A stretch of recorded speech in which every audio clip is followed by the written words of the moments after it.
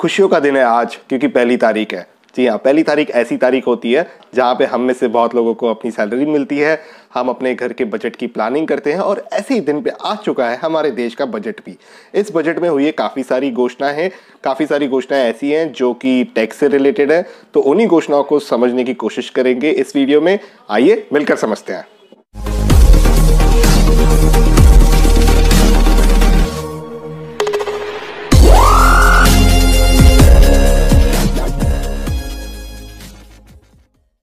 हम बात करेंगे चार चीज़ों की। पहली जो चीज़ है वो स्टैंडर्ड डिडक्शन।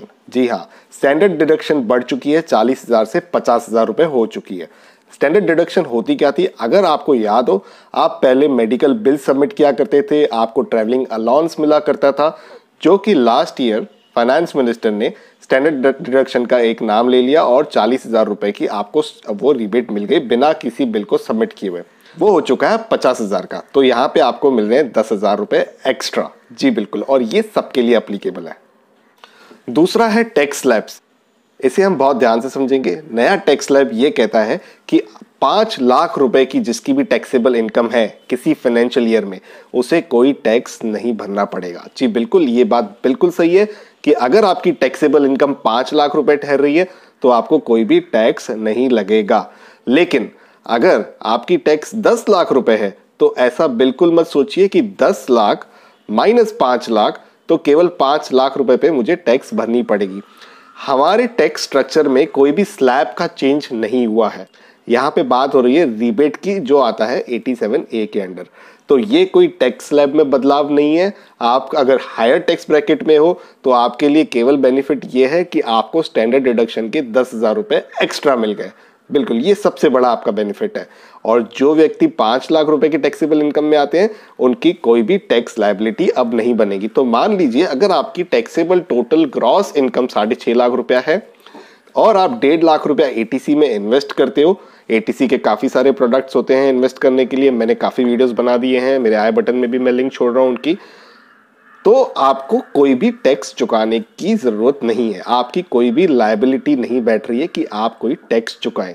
तो इस कंफ्यूजन में नहीं रहिएगा सिर्फ कि अगर मैंने 20 लाख रुपए आमदनी कर दी तो 5 लाख रुपए जो है वो तो माइनस कर दीजिए नए बजट के हिसाब से अगले फाइनेंशियल ईयर में, उसके बाद 15 लाख रुपए के हिसाब से जो मेरी टैक्स लायबिलिटी है वो बनेगी। बिल्कुल नहीं, वो स्लैब बिल्कुल सेम है। केवल फायदा उन्हीं को है सबसे बड़ा जो आते हैं 5 लाख रुपए टैक्सेबल इनकम के अंडर। तीसरा जो बड़ा अपडेट है वो है टीडीएस के ऊपर, जहाँ पे आपको रेंटल इनकम होती है। अगर आपका कोई ऐसा फ्लैट है जहाँ से आपको रेंटल इनकम आती है और आपको वो रेंटल इनकम 1,80,000 रुपये से ज़्यादा है किसी भी फाइनेंशियल ईयर में, तो आपको अपने टेनेंट का टीडीएस कट करना है। जी बिल्कुल, अब उसकी लिमिट बढ़ गई है। उसकी लिमिट जो है वो हो चुकी है 2,40,000 रुपये की। जी हाँ, पहले ये थी 1,80,000, अब ये हो चुकी है 2,40,000 रुपये।